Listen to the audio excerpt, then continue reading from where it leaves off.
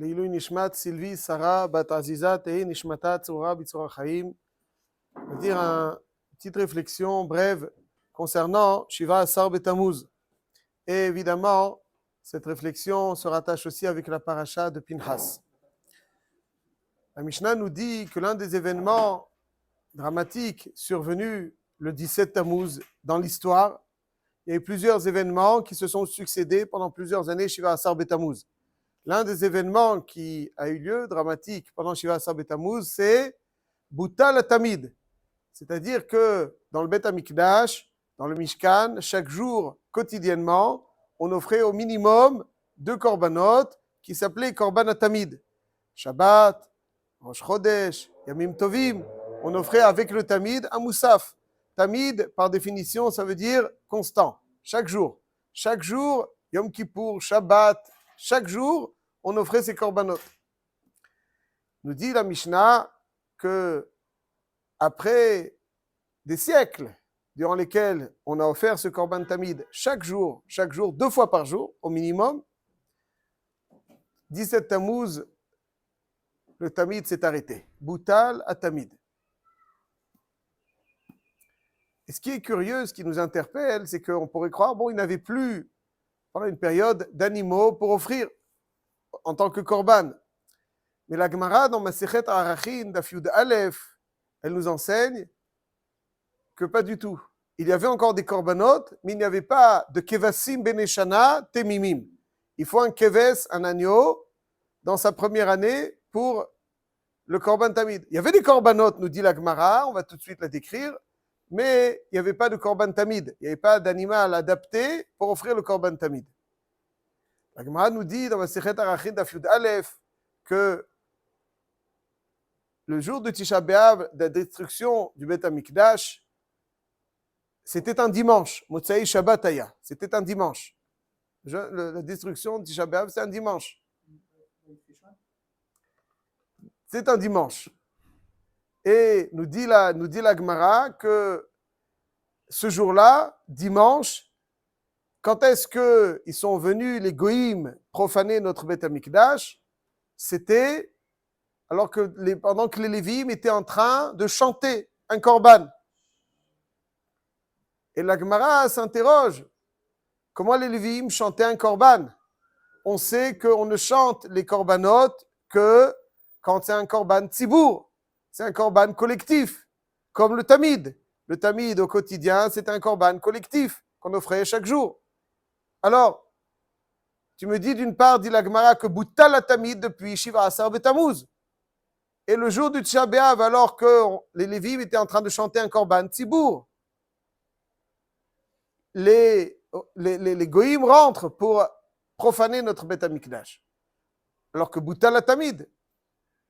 Et la Gemara souhaite dire là-bas que Béhémet, ce n'était pas le korban tamid, c'était un korban tzibour, puisqu'on ne chante que sur le korban tzibour, mais qui n'était pas un korban tamid, c'était une nedava qui venait miketz à Mizbeach. Il y avait donc des béhémotes qu'on pouvait offrir, des korbanot qu'on offrait en tant que hola, qui n'était pas un korban tamid, qui n'était pas des agneaux, c'était peut-être même un par, mais c'était un korban tzibour qui venait le ketz à Mizbeach, et c'est pour ça que je chantais. Mais en fait, le tamid a été boutal. Donc ça veut dire qu'il y avait des korbanot tzibour qui appartenaient au tzibour. Mais Hachem a fait en sorte que l'agneau, il n'y en a plus. Boutal à tamid. Alors, ça nous interpelle. Le jour de Shiva Asar Betammuz, ce qu'on a perdu, c'est pas le korban, mais le korban tamid. Il y avait des korbanot, mais le korban tamid, non.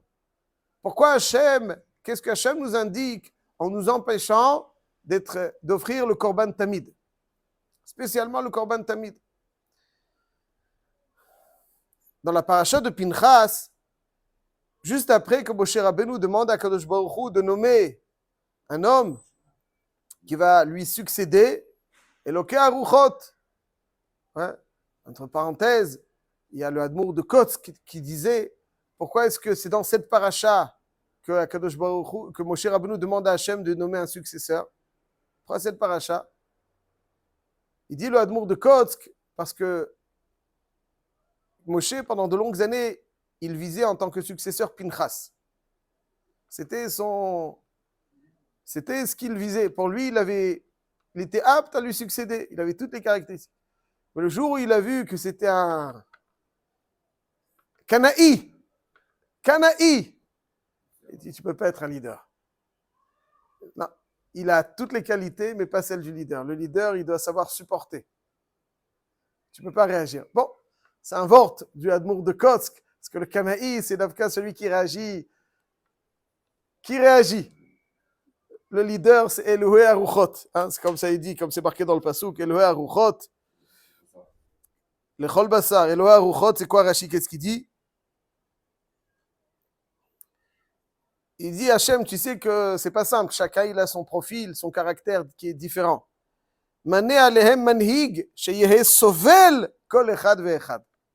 Sheyehe sovel kol echad ve'echad. Nomme-leur un leader qui est capable de supporter. Littéralement, supporter chacun.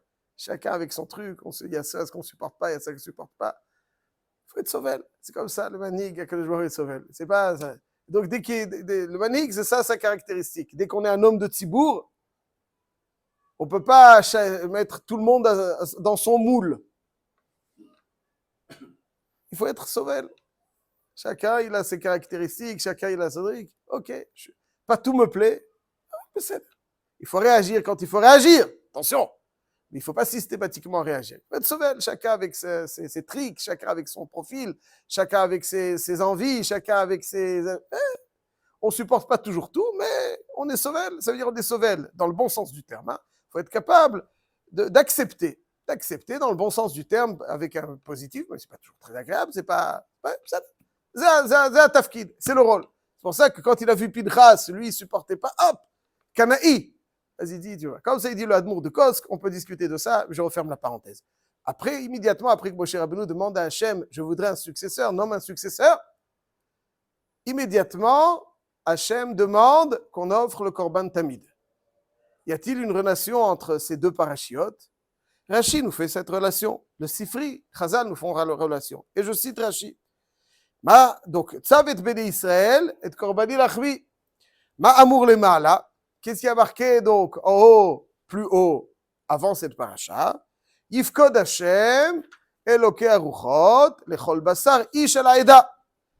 Amar lo HaKadosh Baruch Hu. Et donc, HaKadosh Baruch Hu réagit à Moshe Rabbeinu. Ad she'ata metzaveni al banai, tzaveh et banai alai. Toi, tu me demandes de nommer quelqu'un pour s'occuper de mes enfants. Soit, mais je te demande aussi à mon tour de donner certaines instructions à mes enfants me concernant. Et là, il lui dit, Machal bat melech, etc. Donc il dit il y avait une reine qui était sur le point de rendre l'âme et qui donne des instructions au roi, son mari, pour les enfants. Alors, le roi lui dit, tu me donnes des instructions concernant les enfants, mais donne aussi des instructions aux enfants me concernant. Et donc il dit à Hachem, il dit à Moshe Rabbeinu, tu me demandes donc de nommer quelqu'un pour veiller à mes enfants, qui demande à mes enfants aussi de me servir correctement. Et comment? Et korbani, mon korban, lachmi, entre guillemets, mon pain. Le pain, tel qu'Hachem le définit, d'Hachem, c'est le korban tamid. C'est le korban tamid. Le korban tamid a toute son importance. C'est le Hachem, quand il dit à Moshe Rabbeinu, dis à mes enfants de veiller à leur relation avec moi. Quelle est la disposition qu'il leur demande de prendre pour veiller à la relation avec Hachem? Le korban tamid. Le korban tamid. Pas les tfilin, pas Shabbat, le korban tamid. Alors qu'est-ce qu'on va essayer de goûter? Donc on voit encore une fois l'importance du korban tamid. Beyom Shiva Asar Betamuz, Boutal Tamid. Le tamid, il y avait d'autres korbanot, mais le tamid a été annulé. Et on voit dans la paracha de cette semaine que HaKadosh Baruch Hu demande à Moshe Rabbeinu de donner pour instruction au Bnei Israël pour parfaire la relation avec Hachem, le Korban Tamid. Alors on va essayer de voir. Sur ce Korban Tamid, il avait une singularité, qu'il y avait ce qu'on appelle les Ma'amadot. La Gemara dans Masechet Ta'anit, Dav Chazayin Amud Bet, elle dit il malé Ma'amadot, lo nitkaimu shamayim va'aretz. Si ce n'est les Ma'amadot, le monde ne peut pas tenir. C'est quoi les Ma'amadot?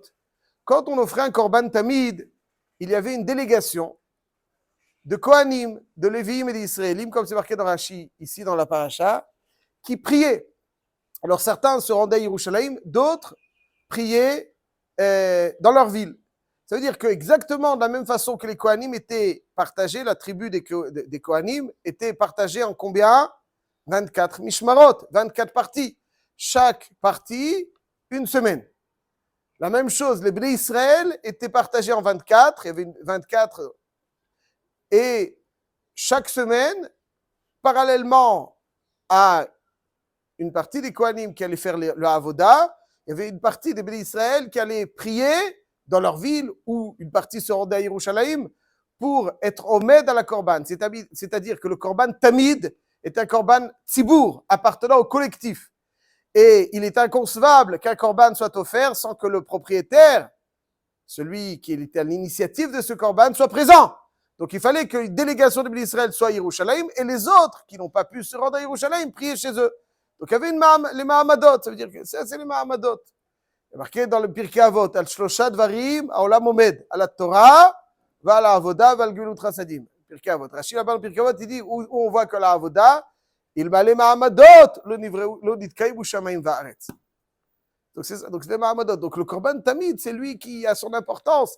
C'est lui que nitkaim ushamayim va'aretz. Donc on voit que le Korban Tamid a son importance et qu'il va falloir définir brièvement qui a été annulé, Shiva Asar Betamuz. Shiva Asar Betamuz. Il a son importance. On voit donc, bien qu'il y a les autres korbanot, quand même il a été annulé. Il a son importance que le Korbani Lachmi donne des instructions, dit Hachem à Moshe Rabbeinu dans la parashat Hashawa. On voit qu'il a son importance qu'il y avait les Mahamadot et grâce à ces Mahamadot, Nitkaïbou Shamayim Varetz. Alors quel est le Korban Tamid? C'est quoi son importance? Ad Kedikar. La réponse, elle est claire. C'est que le Korban Tamid, ce qui nous exige, c'est être Tamid, c'est être constant. Constant. Chacun dans sa vie, il a des moments où il est de bonne humeur, où il est dans un état d'esprit positif, où il est...